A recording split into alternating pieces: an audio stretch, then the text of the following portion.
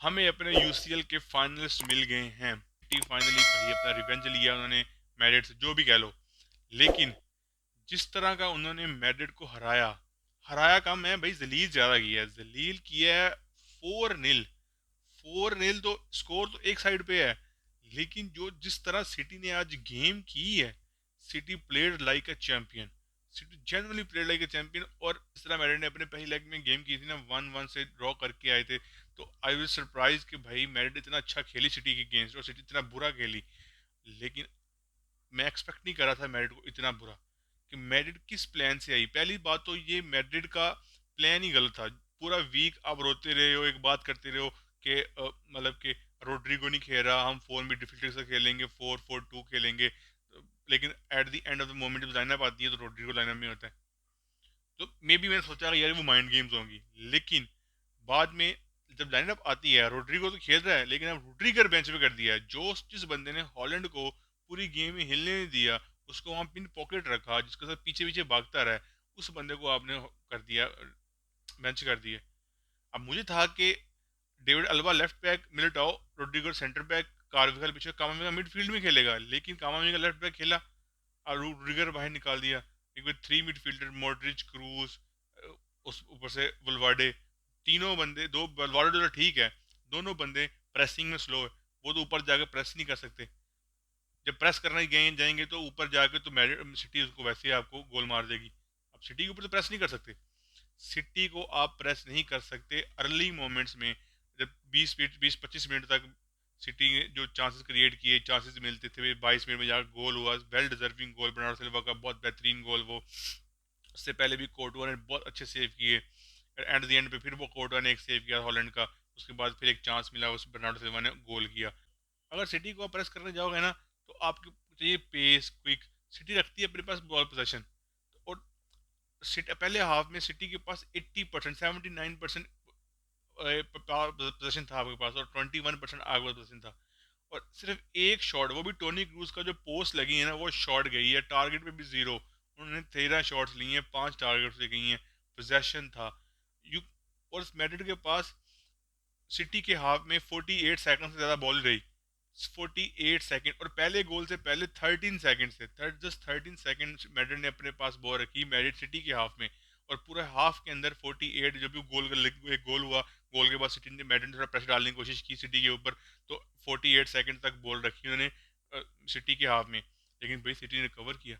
City was so good कल के match में। एवरीबडी, एवरीबडी, गोलकीपर से लेके हॉलैंड स्ट्राइकर तक, midfielders, defender, everybody involve in the game.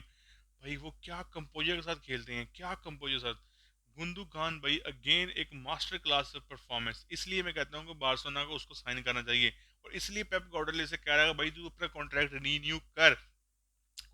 और ये पेप गार्डियोला का मास्टरमाइंड है। और पेप गार्डियोला अगर अगर यहाँ से चैंपियन लीग जीत जाता है, तो भाई वो सिटी की एक लेगेसी बना रहा है। फैंस के, टीम के अंदर, प्लेयर्स के अंदर एक सेटिस्फेक्शन आ गई कि आपने जो पिछले साल एक बेस्ट टीम को हराया।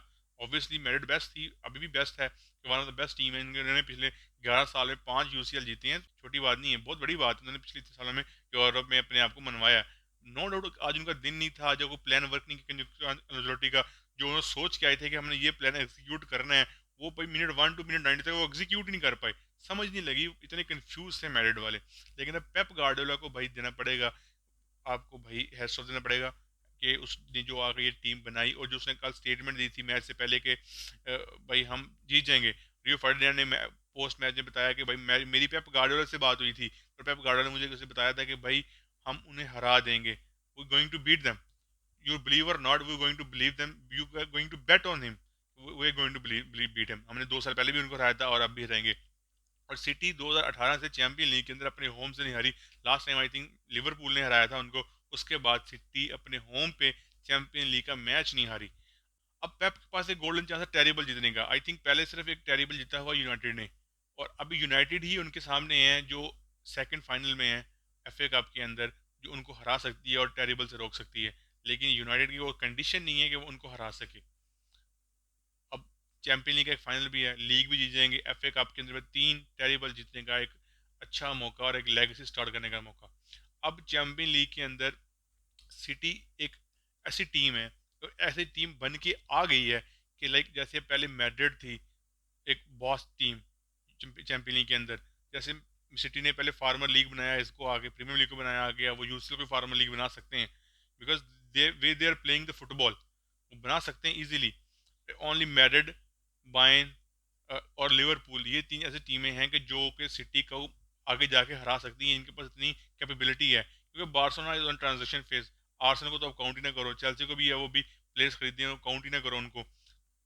उसके बाद पीएसजी को तो मैं भाई इंक्लूड ही नहीं कर रहा बड़ी टीमों के अंदर।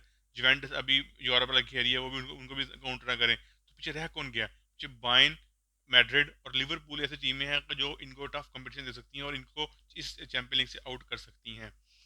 और अगर बात करें हम गेम की, तो Madrid is nowhere near the football. आप या तो आप लो ब्लॉक डिफेंड कर लो, या तो आप मिड ब्लॉक डिफेंड कर लो, एक चीज कर लो।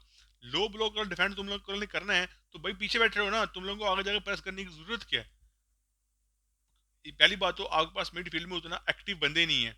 मॉडरिच, क्रूस वर्ल्ड क्लास, लेकिन आज फिर एक दफा साबित हो गया मॉडरिच, क्रूस, कारवाल कि भाई एज इज फैक्टर, इज बहुत बड़ा इंपैक्ट डालती है गेम के ऊपर। और मॉडर्न डे फुटबॉल अब बहुत तेज फुटबॉल है, वो तो स्लो फुटबॉल नहीं है, तो एज मैटर करती है।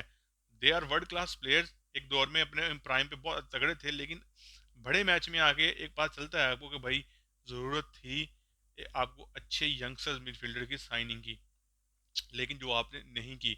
और मैड्रिड को चाहिए था कि जो मैड्रिड की पूरी मैनेजमेंट कह सकते हैं इसके ऊपर, ये नहीं कि उन्होंने साइनिंग्स नहीं की, ये कि जो प्लेयर आपके अवेलेबल नहीं है, जिनके प्लेयर के ऊपर आप भरोसा नहीं रख सकते, लाइक आप उनको इंक्लूड नहीं करते अपने स्क्वाड के अंदर, तो आप उनको बेच के या उनको कॉन्ट्रैक्ट टर्मिनेट करके उनकी सैलरी से अपना थोड़ा सा ऑफलोड हो जाए, ताकि आप कोई नए प्लेयर साइन कर सकें। तो ये आपको करना चाहिए था ना, तो वो प्लेयर बैठे बैठे खा रहे हैं, हजार्ड है, मरियानो डियाज है, मैनी अदर प्लेयर्स हैं जो बैठे बैठे से सैलरीज खा रहे हैं, उन्होंने ना खेलना है पूरा सीजन, उन्होंने एक मैच भी स्टार्टर नहीं लिया, बस बैठे हुए हैं।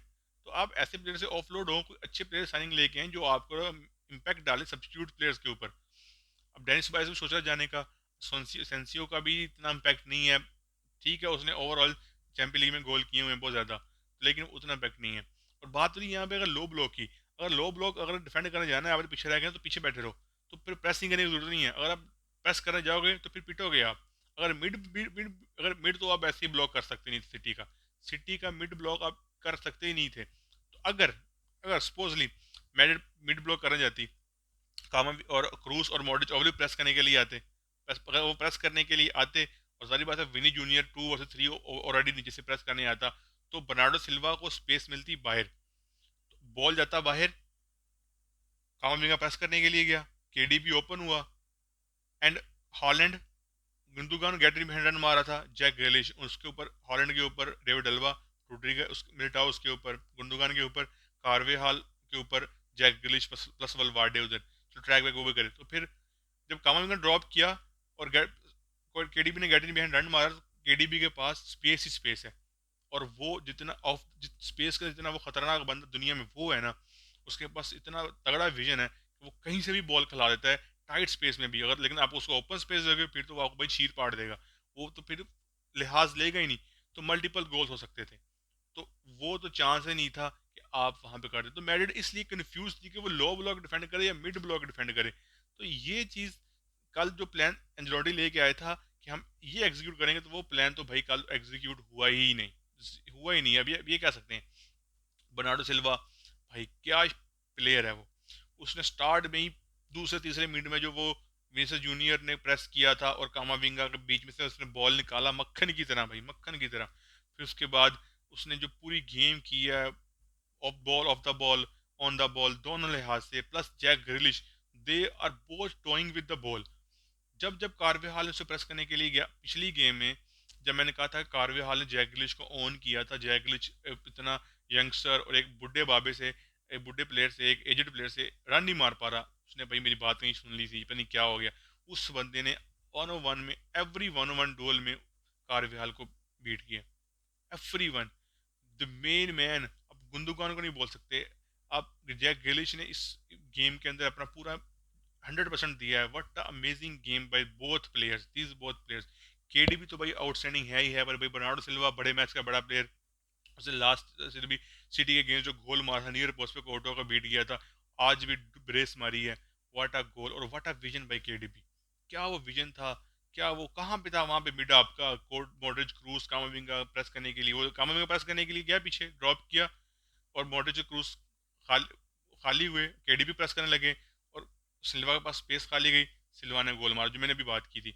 और मैंने पिछले चेल्सी वाले मैच में वीडियो में बात की थी कि अगर चेल्सी विंग से अटैक करने जाएगी ना मैड्रिड को अपने होम के ऊपर, तो पॉसिबल है कि वो गोल स्कोर कर सकेंगे, मिड से नहीं कर सकेंगे। तो वो स्टार्ट में गुंदुगान और केडीबी दोनों वाइड थे, मॉडरिच और क्रूस वाइड जा रहे थे उनके ऊपर, जिससे स्टोन्स को स्पेस मिल रही थी। स्टोन्स तो भाई उनके फाइनल थर्ड में, एक तो अपने हाफ में नहीं मैड्रिड के फाइनल थर्ड में घूम रहा था सिंगल, इतनी स्पेस दे रहे थे आप उन लोगों को। तो अगर आपने लो ब्लॉक डिफेंड करना है तो भाई जा तो उनको स्पेस ना दो, ना केडीबी को, ना गुंदुगान को, ना स्टोन्स को, स्पेस क्यों फिर दे रहे हो। बात सारी ये, पहला गोल भी वैसे हुआ कि वो गुंदु उसको स्टोन्स को स्पेस मिली और फाइनल थर्ड में घुसा, वो बॉल लेके आया, उसने वापस दी वॉकर को, वॉकर ने वापस दी केडीबी को, केडीबी ने दी बर्नार्डो सिल्वा को, बर्नार्डो सिल्वा ने गोल किया। मोमेंट बनी वहां से जब स्टोन्स अंदर लेके आया, और सेकंड पे भाई वो ना किसी ने मैन मार्क ही नहीं किया।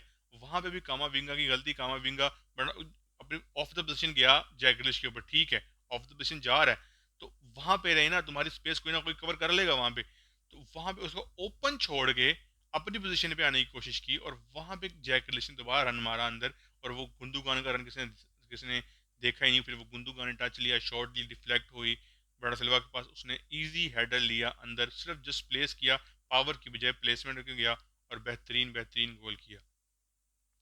तो मैड्रिड तो एवरीबडी, सिर्फ एक कोर्टुआ था जिस बंदे ने 3 सेव किए, हॉलैंड के 3 गोल। हॉलैंड ने गेम तो स्कोरलेस गया है, वो उसने गोल स्कोर नहीं किया लेकिन कल उसका इम्पैक्ट था, कल उस बंदे ने इम्पैक्ट किया, वो ड्रॉप कर रहा था, वो हर बॉल में इन्वॉल्व हो रहा था, गेट बिहाइंड रन मार रहा था, लेकिन थ्रेट था वो कल वो बंदा, और उसके 3 हेडर भी सेव हुए।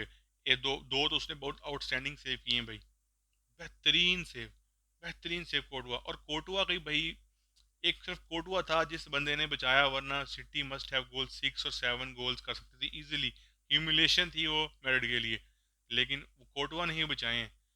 लेकिन अगर कोर्टुआ ना होता तो पॉसिबल गोल बहुत ज़्यादा पड़ने थे। बाकी सब 10 के 10 बंदे, Benzema is nowhere on the pitch, Rodrygo is nowhere on the pitch, Vinicius junior को भाई पिन पॉकेट किया कि 32 साल वॉकर ने, एक one of the best winger in the season in the world इस टाइम, उसको एक 32 साल वॉकर ने अपने पॉकेट में किए रखा, कोई चांस क्रिएट नहीं करने दिया, कोई ऐसा नहीं हुआ। Modric nowhere on the pitch, Kroos nowhere on the pitch, Vardy nowhere on the pitch, Camavinga की डिजास्टर क्लास परफॉर्मेंस। और कार्वे हाल तो वैसे ही बुढ़ा हो गया, उसे पहले ही भी कहा कि भाई उसको नहीं खाना चाहिए, कोई अच्छा विंग राइट बैक आपको साइन करना पड़ेगा वहाँ पे। सिटी की प्रेसिंग इतनी तगड़ी थी कि वो उन्हें बिल्डअप करने का मौका ही नहीं दे रहे थे भाई, सीधी सी बात। और वो उनको फोर्स कर रहे थे लॉन्ग बॉल खेलने के लिए, लॉन्ग बॉल पीछे डियाज, कांजी और रॉन स्टोन्स और रोड्री वो विन कर रहे थे वहाँ से बॉल।